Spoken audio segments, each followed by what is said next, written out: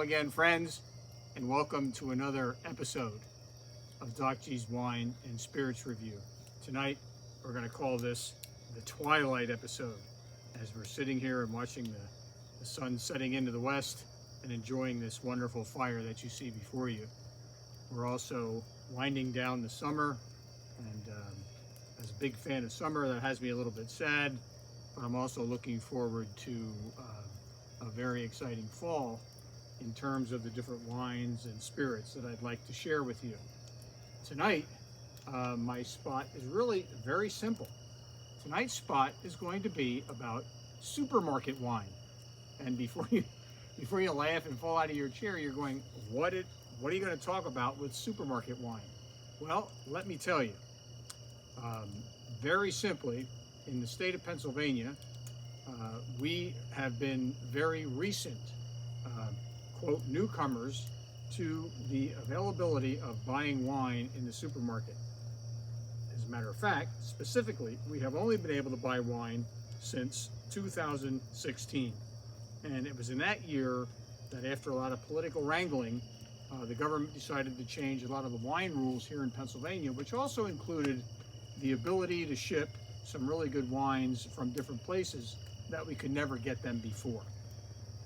So with that introduction, let me pour you one of my supermarket wines.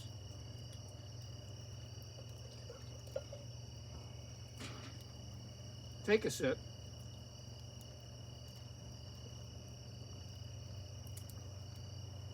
And say cheers and welcome to tonight's segment on supermarket wine. So, supermarket wine is not really, it's not totally new here in Pennsylvania, but in terms of relative new, it is. I know that supermarket wine has been available in New Jersey, it's available in Virginia, it's available in Delaware, it's available in many states across the country. And I know in a lot of the foreign countries that I've had the opportunity to visit, you have been able to get wine in the supermarket, even liquor as well. I know France, Italy, Ireland for sure, 3 places that I've been and I've had the opportunity to shop in supermarkets, had wine available for consumer purchase. So kudos to Pennsylvania for finally, 6 years ago, coming on board and allowing all of us to be able to purchase wines in your supermarket. Now, let's talk about the supermarket specifically where I get my wine. I have bought wine from Giant Market, but my favorite place to buy wine is at Wegmans. And for most of you on this blog, I'm sure you've heard of Wegmans. I know we have a Wegmans 25 minutes away in Collegeville. We have other Wegmans in other parts of Montgomery and Delaware County. Unfortunately, they have not come to Berks, so I guess I'll just have to drive, which I do. And we like to shop at Wegmans because we do like their grocery selection and many of the things that they offer up in terms of groceries. So the wine that I'm going to share with you tonight is only from one maker. The wine that I have 3 bottles here, a white, a rosé, and a red. And there's a little bit of a story behind these. As you know, I like to tell a little bit of a story. So the story behind these wines is that the first time I found this wine, it was the rosé. And the name of the wine is Il Cassato. It's an Italian wine. I'll post who the winemaker is. It's not Il Cassato, but Il Cassato is the Italian word for the house. So in terms of the type of wine that you have here, you can tell, I'm getting a little blowback from the smoke here, sorry about that. You can tell from the wine that it's a medium class wine in terms of price and in terms of quality. But for me, I think it's fantastic because it's a good QPR, quality price ratio, and the wine is just absolutely wonderful. And let the smoke pass me here, it's like the winds have shifted. So let me move over a little bit here. The first wine that I'm drinking is the Pinot Grigio from Il Cassato. And all 3 of these wines go for about $15 a bottle. They don't really change much on the price. And the wine on the back of the bottle says it's hints of apple, lychee, and hay notes, and on the palate it's dry with great character and elegant, and a nice balance between body and acidity. Now, if you know anything about Pinot Grigio, Pinot Grigios are not light wines. They're actually classified as a medium-bodied wine, kind of like a medium-bodied Chardonnay or a medium-bodied Viognier.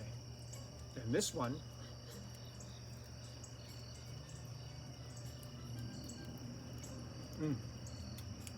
that's fantastic. That's almost full-bodied. That's a wonderful wine. So I highly recommend to you, if you have a chance to get the Wegmans, that you snap up a bottle of this. So let's set that one aside.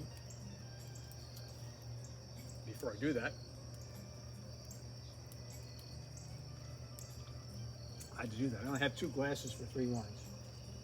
So let me bring out the rosé. Hopefully you can see that here in the setting sun. Pour a little bit of that. Now, Pinot Grigio rosé, you say, well, I've never heard of Pinot Grigio rosé. Well, you have now. And I can tell you why. Because Pinot Grigio is a grape that is a little bit darker on its skins. And if you leave Pinot Grigio on its skins before you ferment it, it will take some of the color of the skins and you'll wind up with this pink kind of wine.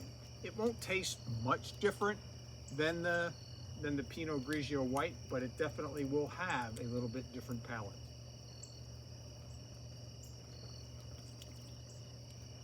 Oh yeah. This one has blueberry, a little bit of raspberry. It's medium bodied as well, a medium bodied rosé.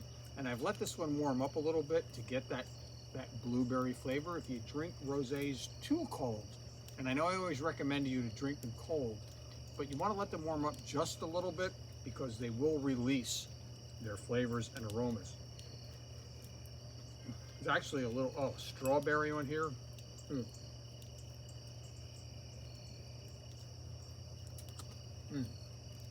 That's very good. So let's set that aside. And we will go to, let me tell you a little bit, let me backtrack. On this rosé, getting ahead of myself here, this rosé was one, and if you've heard me talk, that I found on wineaccess.com 2 years ago. The first time I was introduced to this, it was a 2019 vintage, and I found it on Wine Access, and I had a couple cases of it. I didn't drink the cases on my own, divided it up with my wine buddies, and we've been drinking it for almost 2 years now. And we thought, well, once this was gone, we'd never find it again. Well, there I am, down at Wegmans, going down the aisles, doing my shopping, and next thing you know, I go down the wine aisle, of course. You know, Doc G has to go down the wine aisle, and I find these bottles are very distinctive. I went, oh my God, there's a Pinot Grigio like this. And I went down around the aisle and I went, oh my word, there's one that's red. And then I found this one as well. So I can only tell you that I was in 7th wine heaven when I found these wonderful wines 25 minutes from me, without having to put in a mail order and wait for it to get shipped to me so I could buy as many or as few as I wanted. Wonderful, wonderful wines. So wonderful, I'm going to have to take another sip before we move on. I wish I could show you the full moon that's coming up over the horizon here. It is absolutely gorgeous.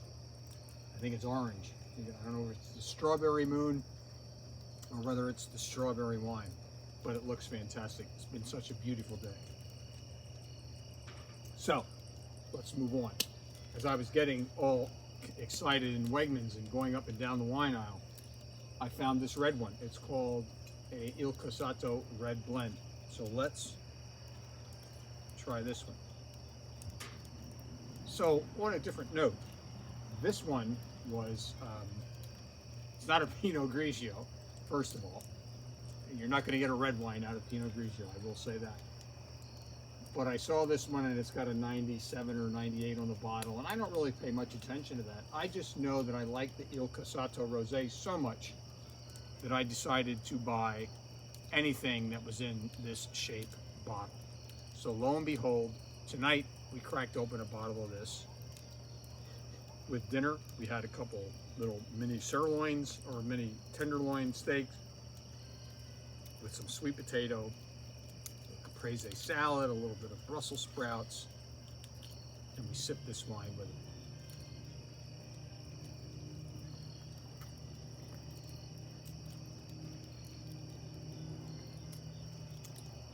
I'd read you the back of the bottle, but it's a little dark out here, and my eyes are not what they used to be, but I do remember what it said. Not all kidding aside. It says it's a little bit of violet, a little bit of dark fruit, and that's all very true. There's a little bit of cherry. This is a Sangiovese and Merlot blend. I love Merlot. A lot of people go, oh, because of that stupid Sideways movie, they've given up on Merlot. A lot of people forget that Merlot is one of the blending grapes in $1,000 bottles of Bordeaux. So don't be so quick to sell out on the Merlot grape. At any rate, it's in this one with the Sangiovese, which I'm sure is, I can't tell you exactly, but I'm guessing the Sangiovese is probably 70 or 80% more, and they put a little Merlot in to round it out, which is actually the Italian version of, they do what they call a super Sangiovese. In Italy, it's usually Sangiovese, Merlot, and Cabernet Franc. And this one doesn't have the Cabernet Franc in, but it's a nice, easygoing red wine that you could have if you like to just sip red wine. This is one of those red wines that is a great sipper. It is actually very, very easygoing, very light tannins, very easy on the palate.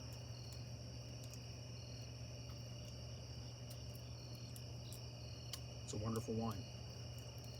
So, my friends, before we say goodbye, a few notes. Get to your local supermarket, wherever you live. I hope your state does supermarket wine purchasing. We do in Pennsylvania, thank God, finally. So I don't have to, and don't tell anybody, so I don't have to sneak off to Delaware. If you don't know Pennsylvania laws, it's still illegal to bring wine in from out of state. If you do, good for you, because I do too. And if you turn me in, I'll deny it. At any rate, get to your supermarket.